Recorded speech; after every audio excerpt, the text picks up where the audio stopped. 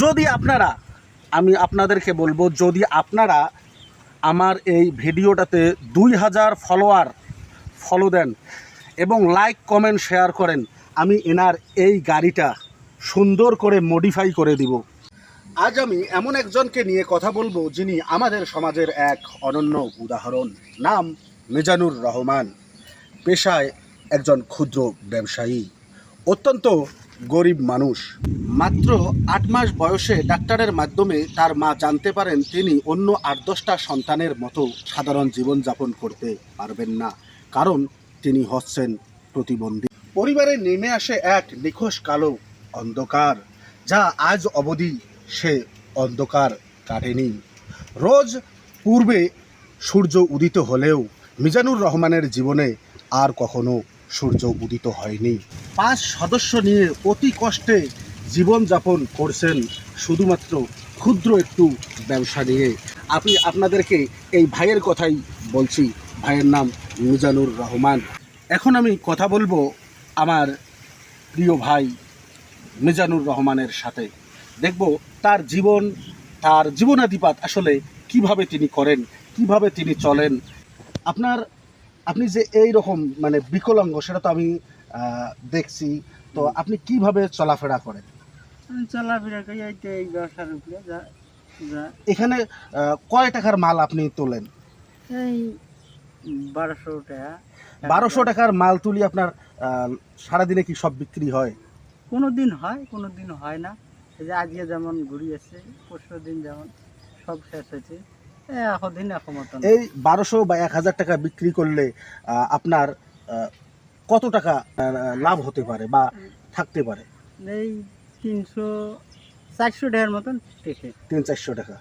কিন্তু আপনার তো একমাত্র অবলম্বন এই গাড়ি এবং এই ব্যবসা, এছাড়া তো বাড়ির মধ্যে জমাজমি কি আপনার আছে? না, জমি নাই। মানে হাত দিয়ে দিয়ে যা কামাই করেন তাই খান। পরিবারের 5টি সদস্য, আমি আপনার মাকে ফোন করেছি এবং সেটা জেনেছি যে আপনার পরিবারের মধ্যে 5 সদস্য আছে। একজন হাফেজ, ছেলে সম্ভবত হাফেজ এবং মেয়ে প্রাইমারি স্কুল ক্লাস 4-এ পড়ে। ইচ্ছে করলেই তিনি মানুষের দ্বারে দ্বারে গিয়ে হাত পেতে পেতে ভিক্ষাবৃত্তির মাধ্যমে তার জীবিকা নির্বাহ করতে পারতেন, কিন্তু তিনি তা না করে তিনি বেছে নিয়েছেন এক কঠিন পথ, যেখানে অসংখ্য মানুষ সুস্থ সবল থাকার পরেও আমরা দেখতে পারি ভিক্ষাবৃত্তিতে নেমে যায়, কিন্তু সেক্ষেত্রে মিজানুর রহমান একদম তার ব্যতিক্রম। ছোট্ট এই হুইল চেয়ারে বসে তিনি গ্রামের পর গ্রাম ঘুরে ঘুরে বাদাম বিক্রি করেন। এতে তার জীবিকা নির্বাহ অনেক কষ্টসাধ্যই। মিজানুর রহমানের জীবন আমাদের শেখায় অক্ষমতা শরীরে নয়, অক্ষমতা মানুষের অন্তরে। একজন ব্যক্তি যদি তার আত্মসম্মান বোধ রাখে, তাহলে সে কখনো ভিক্ষাবৃত্তিতে লিপ্ত হবে না।